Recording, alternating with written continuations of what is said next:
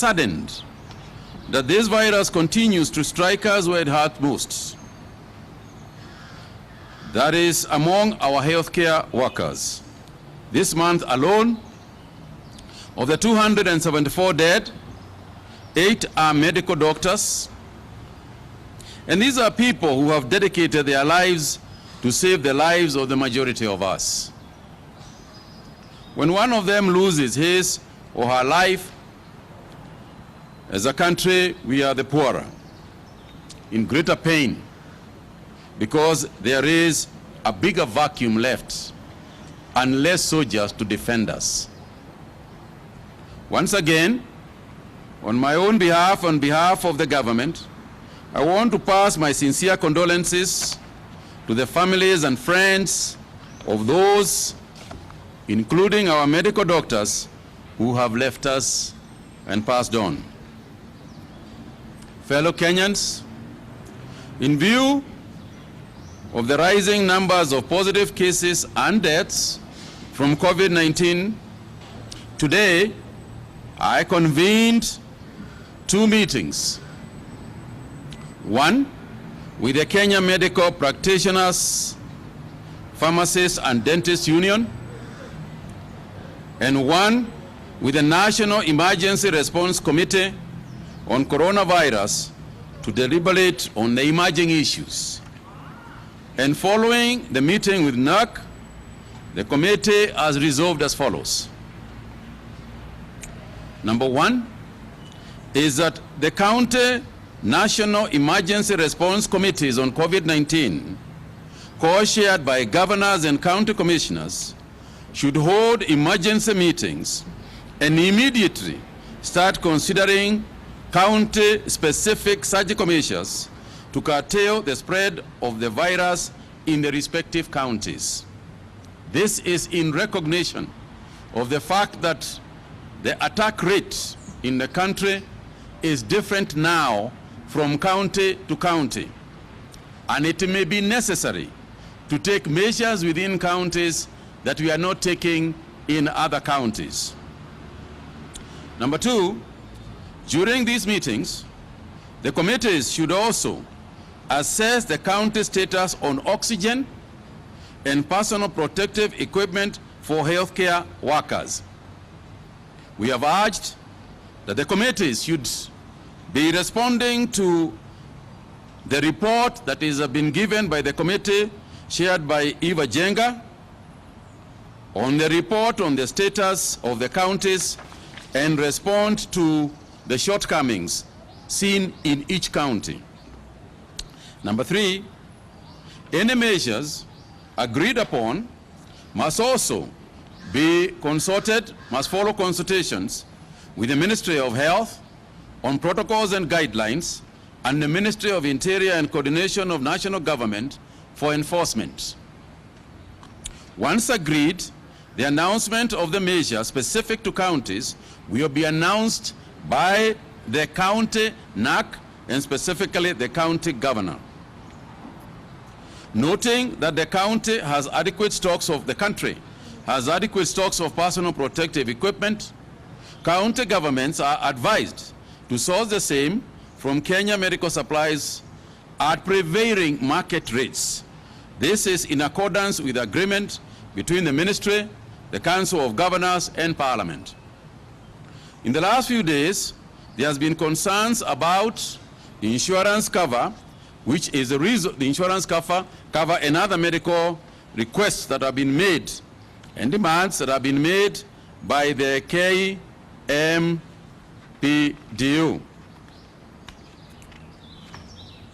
And this morning, in consultation now with the unions, the doctors' unions, we have instructed the National Insurance Hospital Fund to quickly conclude the negotiations for comprehensive group life, last expense, enhanced work and injury benefits, and group personal accident cover for COVID-19 as approved by the Cabinet, and announce the conclusion and effectiveness of those insurance benefits tomorrow. Fellow Kenyans, Even as we make all the necessary plans to ensure that our health workers and other Kenyans seeking medical assistance are catered for, we must never forget that containment measures in funerals, in weddings, in burials, and other social functions and gatherings are now being widely abused.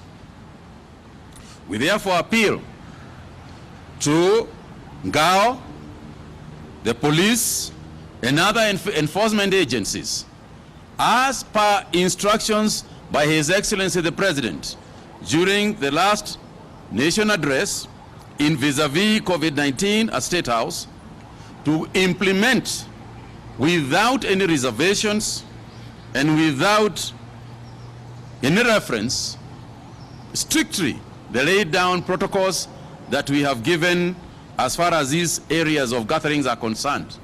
I think there was a mistaken notion that it is only the political gatherings that were instructed otherwise. As you will recall, when we instructed the same sometime in March and April, it was very clear, and the protocols are clear. And I'm going to ask Dr. Amoth to go through some of them and to remind Kenyans what those protocols are. Vis-a-vis funerals, you will recall that sometime in April, March, in fact, some mortuaries were closed because you are supposed to dispose of our loved ones as soon as they pass on.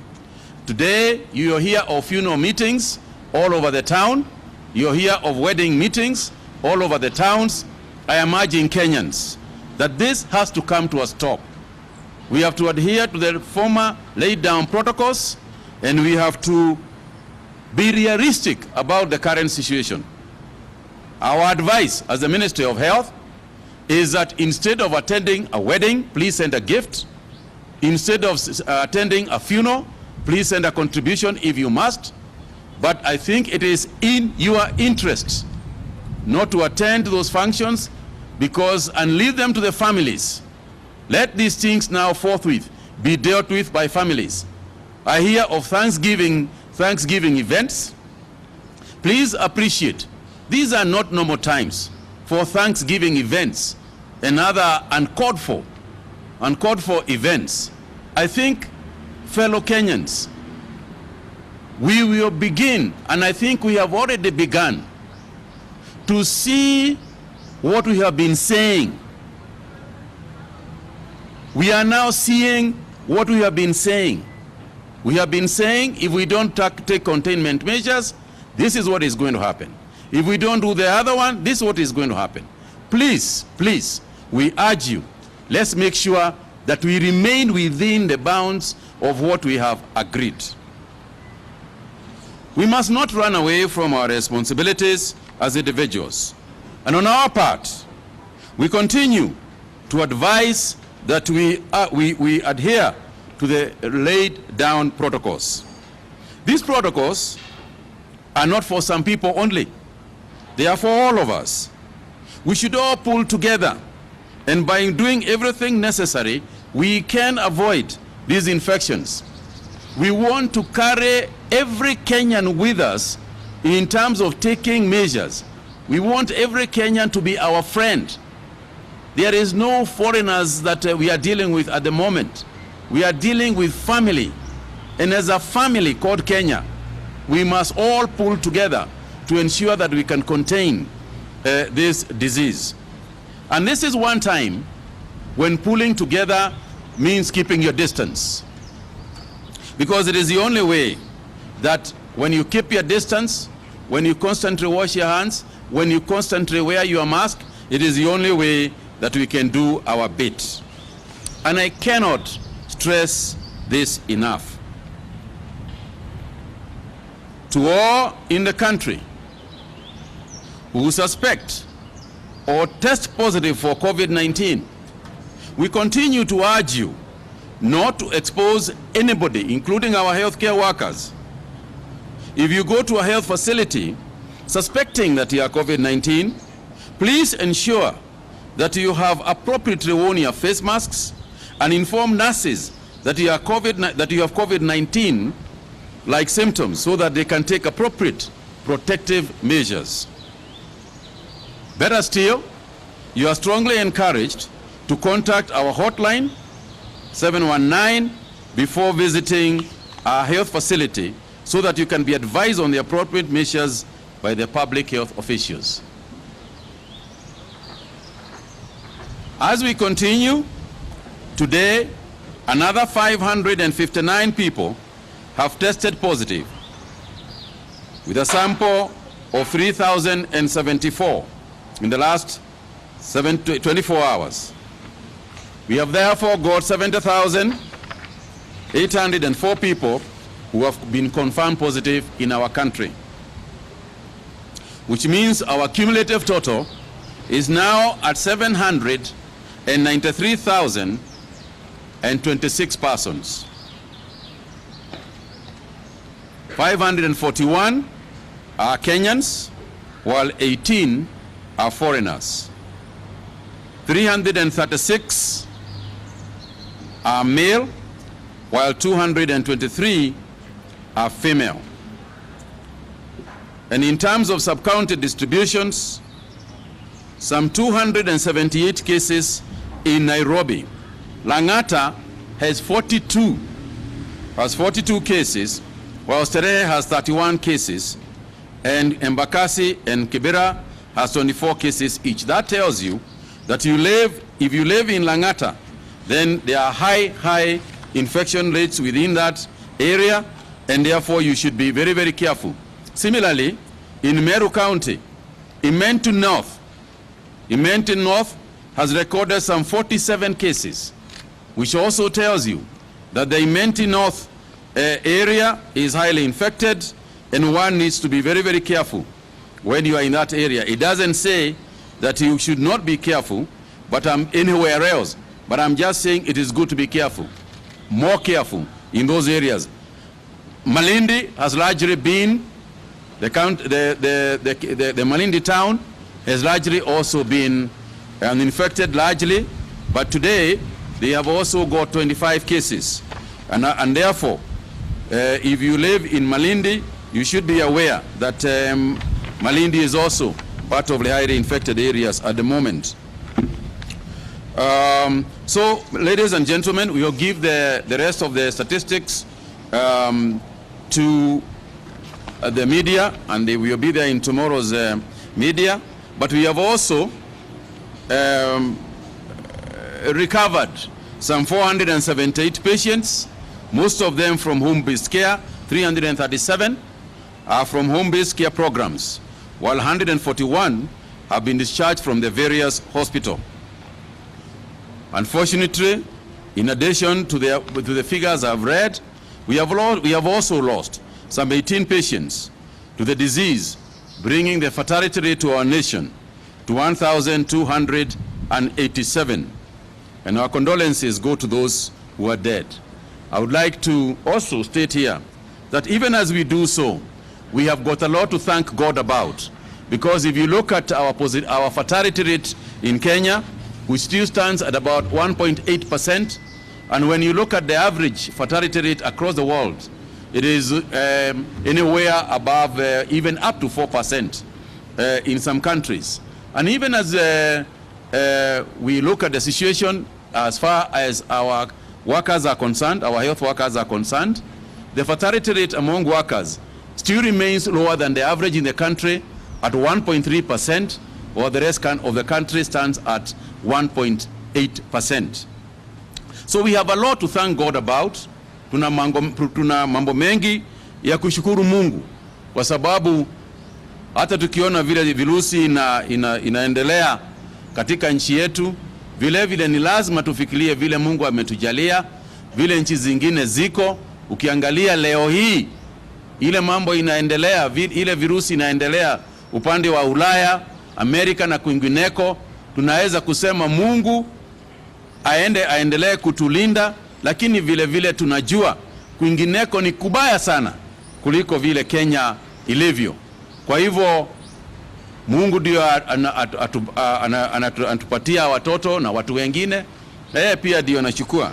Lakini tungeomba sana wananchi kwa jumla, tafadhalini, vile tumesema, ni kwamba katika counties kutoka leo, counties zenyewe zitajiangalia wenyewe, governor na county commissioner ambaye ndio chair na co-chair wa ile kamati ambayo ni National Emergency Response Committee ya counties, watakuwa na mikutano kama tulikuwa nafanya hapo mwezi wa March, ndio kila county inaweza kutueleza vile wanajionea katika hiyo county yenyewe, watazungumzia hiyo maneno.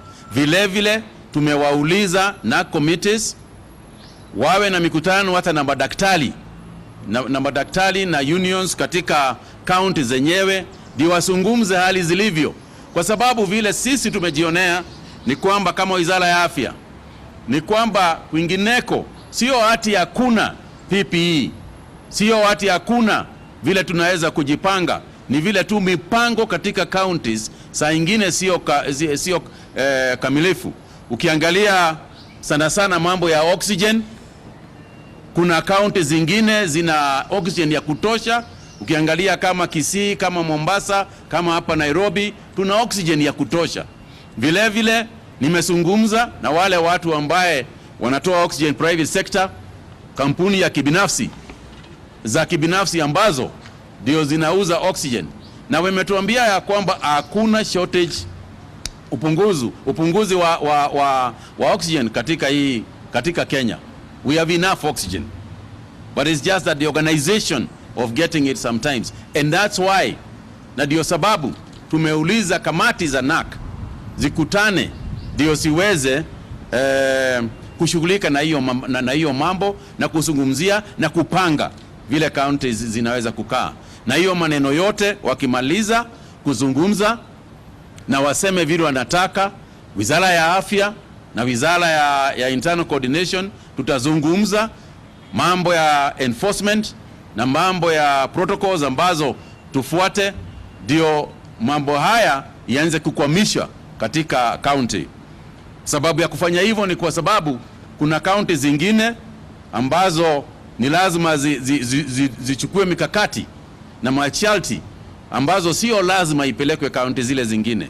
Ndio sababu tumesema sisi tunaendelea katika national government to advise, to take stock, to announce what's going on, but we also want the committees at the county level to engage at that level so that we can be sure that we are saving lives. Vile tulipozungumza na union ya madaktari, wametueleza ya kwamba ni vizuri tuwe na negative pressure ambulances kule regional hospitals, ndio mtu akiwa ni mgonjwa, badala ya kupelekwa na gari ama kupelekwa na ambulance ambayo haina oxygen ndani yake, wakipelekwa wakiwa na oxygen inafaa, kwa sababu they can get to the other hospital where there is oxygen facilitation.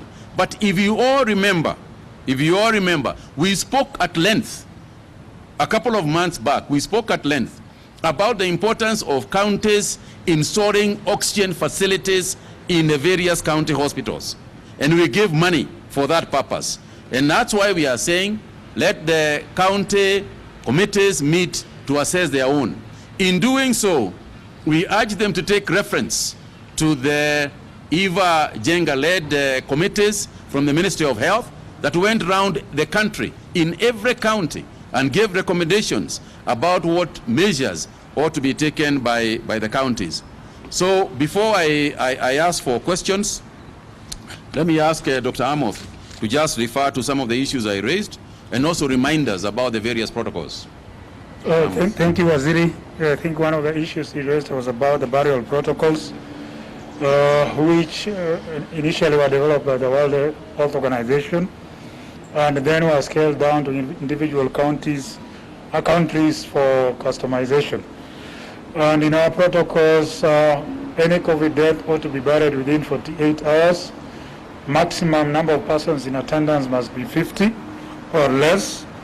In terms of preparation of the body will be double packed in the morgue, and the coffin will be sprayed in the morgue before being loaded into the hearse. The pallbearers will be expected to wear masks and also gloves.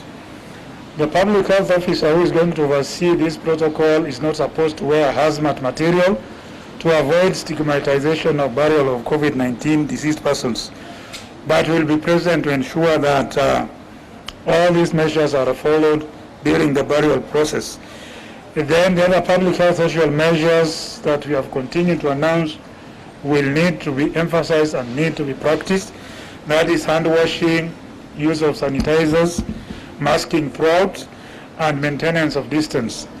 And there is that concept of the 3 C's, what to avoid. Avoid crowded places, number 1. Avoid closed spaces, number 2. And avoid close contact. If you can ensure that you avoid these 3 C's, that will markedly reduce your chance of contracting COVID-19 on top of practicing other infection prevention control measures. We have also developed other guidelines for use, like, for example, in restaurants, for sports facilities, for the transport sector, like, for example, any public conveyance vehicle ought not to carry more than 60% of its capacity. And of course, all infection prevention control measures must also be adhered to. And we rely on the Ministry of Interior and coordination of national government, plus the county health departments to be able to ensure that these measures are enforced. But more so, we ask for individual responsibility of every Kenyan. If you think that the matatu is not adhering to the rules and protocols, why should you go in and put your life at risk and the life of your loved ones? So again, we continue to espouse the need for individual responsibility to protect not only yourself, but also your family members and close friends and the public at large, by all of us collectively adhering and respecting all these protocols and guidelines. Thank you. Right, we take questions now. Please, as usual, you know the drill. I've not come here for a while, so I don't remember, but thank you. My name is Ndumiriri from NTV. Number 1, you've spoken of what the meeting that you had with KMPDU, and were you able to avert a probable strike that they had declared for 21 days? And number 2, we have seen that the government has already said that schools will be opening in January. Is this not a threat? Today we've received reports in our newsrooms that there's a student who has died, they had gone home, and the parents are also probably sick, and it poses a danger. Were we rushing in this? Then there's the question of doctors and where are they contracting this virus? Is it when they are treating, or is it that when they are coming to the hospitals, they are posing a risk to also the patients that they are seeing at the particular hospitals that they are going to? Is it, and the other question of PPEs, and also the question of employment of more doctors, because you are seeing that the numbers are now going down, they are not going up. And political activities.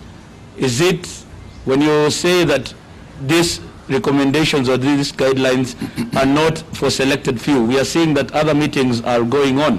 What is your view on this particular matter, and also what is the definition of a political meeting, if not also a BBI meeting? Thank you. Chemutai going from Citizen TV, and I have 2 questions. A few days ago, Pfizer came up with a vaccine that is over 90% effective, and today we've seen another US company, Moderna, come up with also another that is 95% effective. And this adding into the growing confidence that this vaccine will help end the pandemic that has literally ground economies the world over. Just from where you sit as Cabinet Secretary and also at the acting DG, what does this mean for Kenya?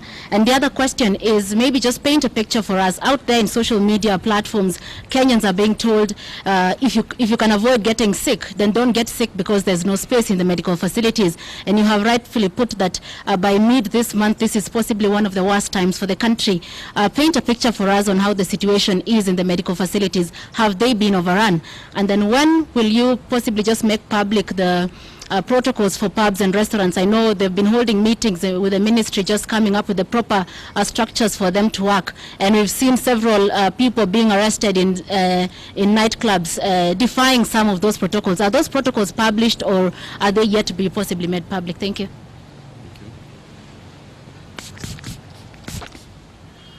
My name is George Kebanso from People Daily. We have information that there's a new coronavirus strain. How severe is this?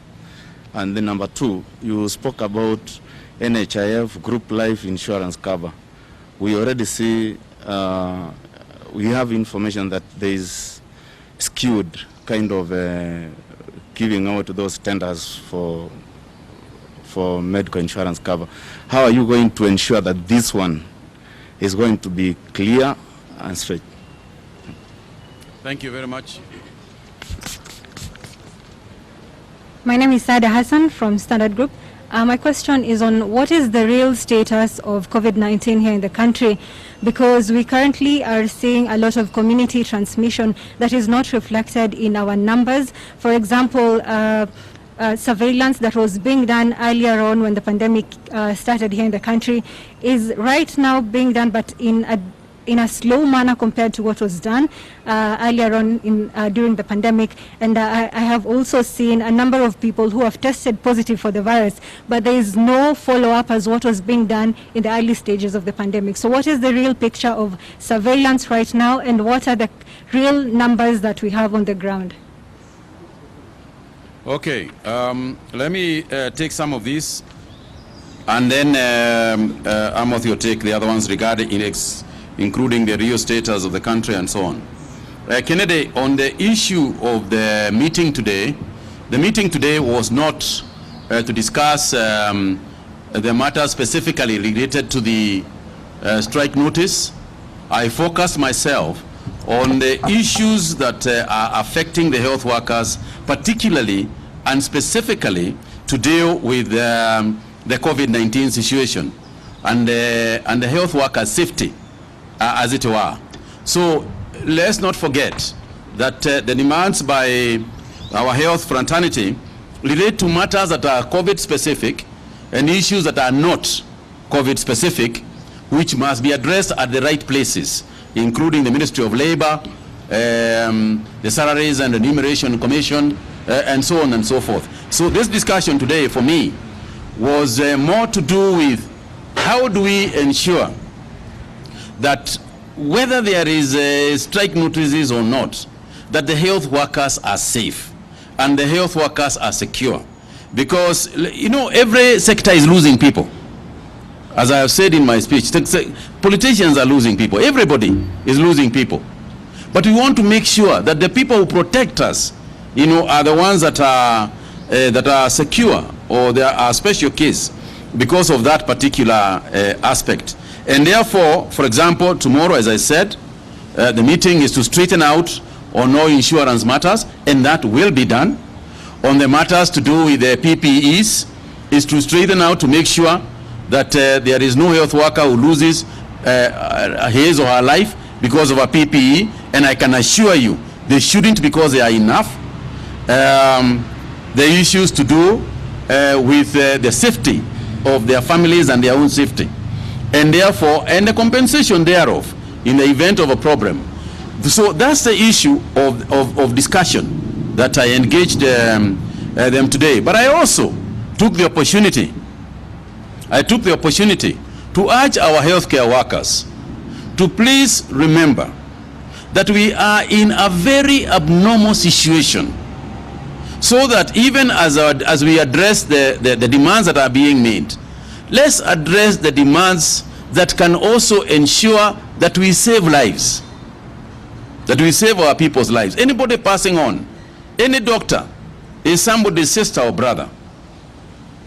Any market woman is somebody's mother or sister. Anybody riding a boda is similarly a brother or a sister, is a brother or somebody's father. So we are saying that everybody is important, but we want to make sure that we take a special classification of doctors. We have said, and I give a narrative, that even in war, civilians get killed, and that's a fact. Children lose lives. But what we always do is ensure that our armies are looked after, because they are the ones who can save those who are left. And that's the spirit with which we discussed. I think we had a cordial discussion. I was not disappointed with the discussion that we had. Of course, the unions have a right to issue the strike notices, even going forward, even tomorrow. But the fact remains that my engagement with them is essentially to point out and to just appeal to their sense of continued duty to make sure that this is not the time. At this time, almost everybody is making abnormal sacrifices. And therefore, I'm appealing to them to please consider the situation. That is not to say we ignore what they are speaking to us about, and we will continue to engage them. Employment of more doctors, we are very keen, and we will indeed employ more doctors as the situation arises. And as you know, even before the beginning of the COVID-19, we were still short of doctors. And as you are aware, we actually very quickly got some hospital staff, doctors and other people and health workers on a contract basis. Some of them have expired, and we are looking at renewing them once again. We obviously need to consult also with Treasury to see what we can afford. We are appealing to our development partners to also support some of these health workers that we are employing. On political activities, we have made it very clear, and protocols have been issued about, you remember during the president's speech, he spoke about the number of people who can actually meet. And we are saying the same thing about every other gathering, not just a political gathering, but every other gathering. That the restrictions are clear, and they have been made every day, and we announce here every day. And to go out to the streets and call people for a political rally is not just an insult to leadership, but it is also, in a manner of speaking, sending the very bad signals and setting an extremely bad example. And we have said this, and we have said to people, Kenyans, please, don't go to those rallies. Do not attend those rallies. If you go to those rallies, you will fall sick. And there is no point of beating around the bush. And I want to be very honest with Kenyans, because sometimes people tell me, Kagwe, go and be nice. I've tried to be as nice as possible. But what is the point of being nice to a dead person? We want to be alive. I'd rather be hard and get Kenyans living than be nice and have Kenyans dying. That's not the intention at all. So please, when people call you for those meetings, and you can see very well, and you go there and you can see that the spacing is wrong, you attend, the other day I was told there's a big funeral, and somebody was telling me with a lot of glee, you know, about how big the funeral was attended. And I asked them, where were you sitting? Oh, right there in the middle of the funeral. Were people wearing masks? A few. What was the distancing? Oh, no distancing. In fact, at the final stages, we were all crowding around. And I told him, even the dead, if they rose up and saw what you are doing, they will turn in their graves. Because when a person has already departed, I think it behoves those of us who are left to ensure that we protect those who are alive. And I am aware that customs, we Africans have specific customs, and we have got very deep feelings in times like those. But I'm just appealing, I'm appealing to you, even as we observe our customs, let us first save our lives. Then we can go back to customs when this whole thing is over. Shemtai, on the issue of vaccines, yes, I am also aware there was a sing-song going on last week about those vaccines, and my comments on it, a couple of insults included, which I take with the spirit that deserves. And let me clear this. Nobody would want us to succeed in getting a vaccine more than the Ministry of Health and the government of the Republic of Kenya. That is why we are also involved through KEMRI, Wellcome Trust, we are also involved in the attempt to come up with a vaccine and to help people and to save lives. But let me also say this. Does Kenya will not also used as guinea pigs to test vaccines that are essentially not cleared. We are not sure about them. I think the history of vaccines elsewhere also proves us right. And if you look at some of the side effects that we have seen with vaccines that have already been launched, then you can understand why we want the vaccine yesterday, but we are also cautious. And those who are rushing to tell us about the vaccines are the ones who will rush to condemn us when we start getting people dying or having serious side effects. So as a ministry and in consultation with our experts in Kameme and elsewhere, we are also studying all those inventions that are coming up and seeing how it is possible. For example, when you talked about the Pfizer vaccine, yes, they said it will be here. We are still waiting. I don't think it is in wide use even in the US, where it comes from. We also understand that you transport it at a temperature of minus 70 degrees. As you know, even your fridge is at minus 7 or so. So we still have to think about that and see how we can handle those kind of challenges. So essentially, it's all work in progress in our view. And until the WHO has announced that we have now got a vaccine that can be widely used, then that is when we swing into action. But we have also said that we are part of the world community that has been fighting for the vaccines to be made available to everybody as soon as they have been proven that they are useful and the world needs them. So just to clarify, the position of the government is that we want a vaccine yesterday, but we are also careful about these announcements. Otherwise, you fall prey to just commercial operations.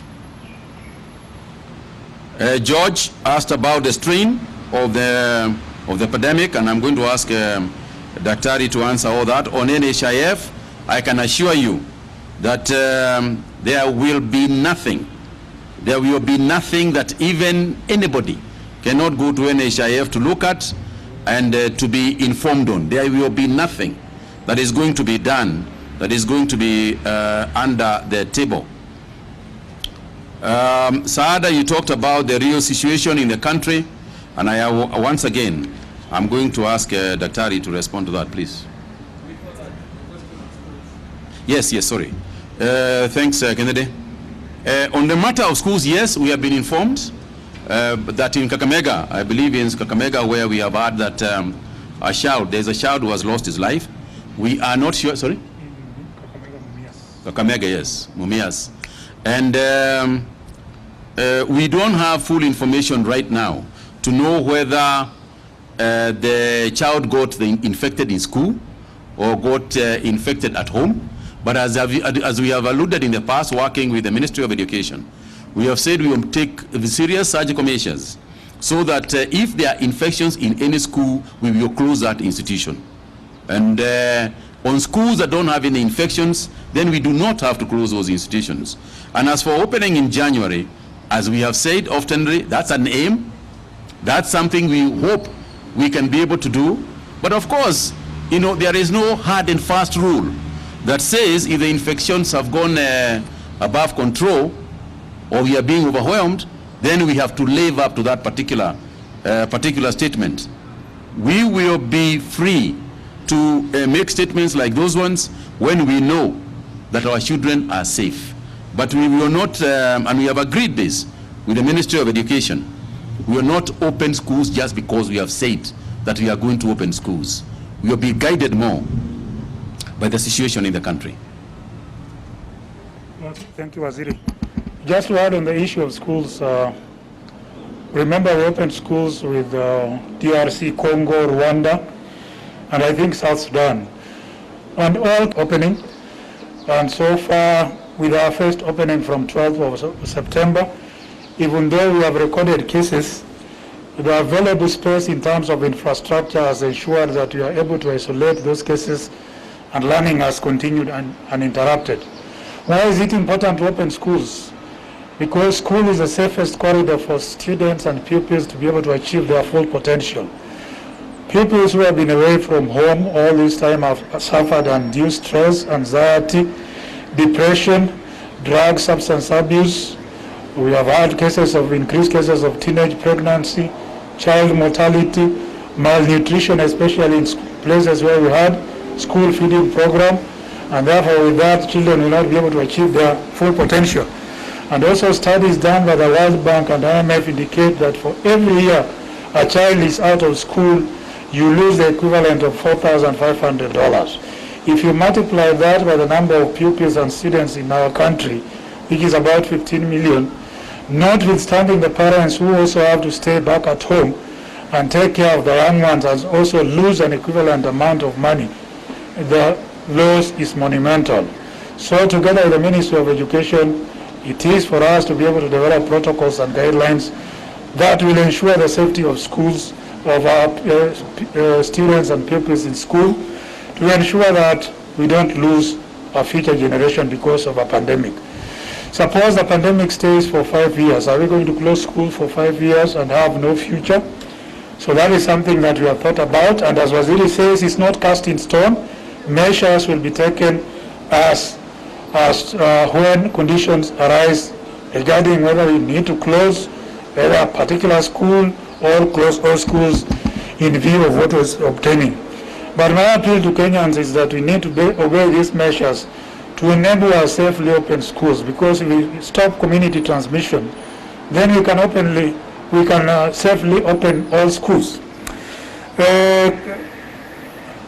Chemtai also talked about the protocols of bars and restaurants. Yes, the protocols are available. Just Google www.health.go.ke and you'll have our protocols on bars and restaurants. And these are the first protocols that we developed. Whether the healthcare system is being overwhelmed, we have had challenges, especially in the private sector, because of their limited capacity to be able to provide COVID isolation and ICU facilities.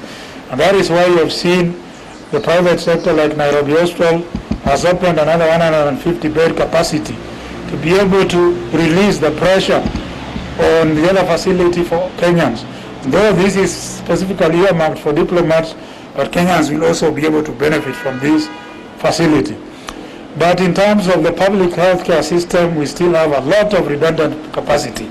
And our appeal to Kenyans is that you will equally get good service if you have COVID-19, if you go to a public health facility, instead of all of us crowding in a particular private hospital and leaving the public health facilities empty. Kibazo asked about a strain of coronavirus. Viruses, of course, as any other organisms, undergo what we call mutations. So far, the COVID-19 virus has been very, very stable, but mutations on their own are not bad, because sometimes a virus can undergo a mutation that makes it less deadly, like happened in 2003 with H1N1, where the virus initially was very, very lethal, but underwent a mutation and became less deadly. I'm not aware of any significant mutation of COVID-19 virus, and if that information is available, we'll be able to share with you. Farida asked about, I believe you're asking about contact tracing, not surveillance, because if it is about surveillance, then the numbers that we continue to give out, these numbers come from our surveillance system. What happens, especially when you have what we call phase 4 of a pandemic, where you have widespread community transmission, and you cannot be able to link a person to a chain of transmission, because contact tracing is a very intensive and expensive exercise. It makes no business sense to do widespread contact tracing. The best is to focus that contact tracing in particular spots. Like, for example, if we had an outbreak in Kameme Maximum Prison, then you can be able to do contact tracing there, because you will be able to map the cases with the chains of transmission. Or if you have an outbreak in Kenyatta National Hospital or Mbagathi or Nairobi Hospital, that will be possible. But if you have widespread community transmission, then it becomes very difficult to be able to link the chance of transmission to the cases, and it is better to deploy that resource elsewhere to be able to give you better results. For example, for us, we are going to ensure that in phase 4, we reduce mortality for those who have severe COVID-19 disease. We enhance surveillance at all places, including public hospitals. But one of the reasons, before you are even admitted, the doctors must have a very high index of suspicion to even think of COVID as one of the potential diagnoses as you get admitted. Then in terms of testing, we want to deploy even the rapid test kits, such that when these become available, then even before we put you in, we already know your COVID-19 status. And of course, there is communication which continues.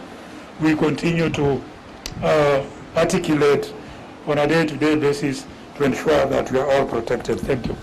I think the other one thing I wanted to add, particularly to do with the county governments and the matter of NHIF, because as you are aware, there are some county governments that do insure their people with NHIF. The idea is that all county governments should be doing so. And one of the issues that they have raised at the county government level is that sometimes the money is delayed from the treasury, and therefore they are unable to pay at NHIF. One of the resolutions we made today with the Council of Governors, represented today by Governor Ogwai, is that as regards direct payments to both KEMSA and NHIF, the Council of Governors will communicate to the Treasury and with a copy to us to ask that whenever the county governments want to insure the doctors and healthcare workers or even other workers within the counties, then this money, instead of waiting for money to come from the Treasury, to go to the county governments, reverse back to the institutions I just alluded to, that this money can be able to go directly to KEMSA for the PPEs or directly to NHIF, so that we can fast track the protection that we are seeking. So this will be triggered by the Council of Governors writing to the Treasury, and obviously Treasury looking at the PFM Act and to see how this can be fast tracked so that we can immediately start saving our workers and make it more convenient and faster to get the work done. Shamtai, you seem to have a... Oh, the vaccine. I thought Waziri addressed that. I think she wants to hear it from you as well. The Moderna vaccine and the Pfizer vaccine are what we call mRNA vaccines, messenger RNA. I will tell you RNA in full later. So this is basically scientists trying to use technology to be able to put into our cells the instructions that determine the proteins that the body produces against COVID-19. And then once these antigens or these particular parts of the COVID-19 are produced by the body, then the body generates what we call an antibody, or a protein that can be able to neutralize the COVID-19 antigen. These two vaccines are made through that process, and no wonder if you look at the efficacy that they reported 99 and 95 are similar. But as Waziri said, these reports are not yet peer reviewed because we want them to be independently reviewed. We also need WHO to be able to give its guidance. And of course, this is not the tail end of the process, because the tail end of the process requires a further 2 or 3 months of investigation of these vaccines before they can be able to be submitted for approval for use. So efficacy and safety are paramount. And as Waziri said again, these vaccines, because of their very nature, they are stored at a temperature of -70 to -80 degrees, which is not available in our normal cold chain system. And therefore, even if these vaccines become available, we will need to revamp our entire cold chain system to be able to accommodate them. And of course, you also need to remember that the demand, if the vaccines become available, will be so high and therefore countries, especially the developing countries, will be at the tail end of receiving the vaccines. So for us, we will continue to advocate for the public health social measures to be able to contain the virus. And now that I have the platform, also there was a question about the doctors. Yes, doctors who are properly trained, or healthcare workers who are properly trained and are properly attired in their place of work, have a very, very small risk of contracting the virus. If you follow the standard operating procedures, you are fully gowned in your personal protective equipment. But remember also, doctors also and healthcare workers are members of the community. And it is very difficult to pinpoint where somebody acquires the infection. So it is a mixed bag of goodies. The healthcare workers who don't take the other precautions outside the 3 Cs, they don't take cognizance of the 3 Cs, of course they'll be as exposed as anybody else. But doctors who have been trained and properly attired stand a very limited risk of getting the infection. Thank you. Thank you very much, ladies and gentlemen.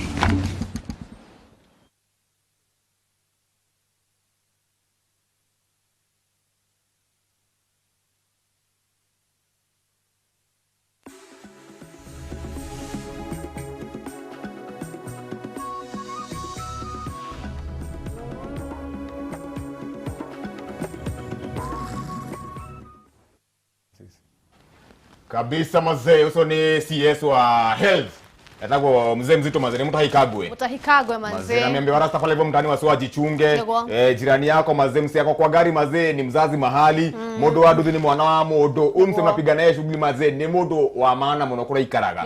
Mazee vaa mask mazee, usanitize. Yani na social distance mazee, ama ni aje? Na mutikariganiro mazee, hospitali zimejaa. Na inome ile irani ndo wake, ile irani juu watu hawa take hizo precautions kabisa seriously. Kwa hivyo wewe vaa mask yako, oga mikono, sanitize, keep 2 meters 2 meters 1.5 ama 2 meters away. Distance ndio. Kabisa mazee. Places kuna watu wengi. Ana hali gari na gira, ukiona mtu mwingine amekuja kukaa hapo na gari haifai, usikubali. Ngoa. Tuangalie ni maneno, tuangalie ni maneno. Ambia pia konkodi utaki ujinga, sio ubebi watu 5 hapa nyuma. Kama ni watu wawili. Kama Friday nikienda mtaani kuna donda tuletana naye juu sana. Dada huyo tukale turia doda tokimira hapa na iwezi. Ile au bagi. Sasa mazee jipende, social distance mazee, vaa mask, sanitize na mazee ujibambe na maisha mani aje. Manzana tukakuririka ni manzee, bado tunapatia na pesa. Na tunaniana 100,000 shillings tunapatia watu wawili. Omodo 50,000 shillings tunakuambia hizi pesa ni #okorie biashara ya kuhari yore, ama ulipe loan, ama uende pale wataka kuingia shule usome masters, ama nani mwanada kule hira dhukuru ndoge kaka oge korogekana beshe. Hizo ni pesa mingi sana manzee, 10,000,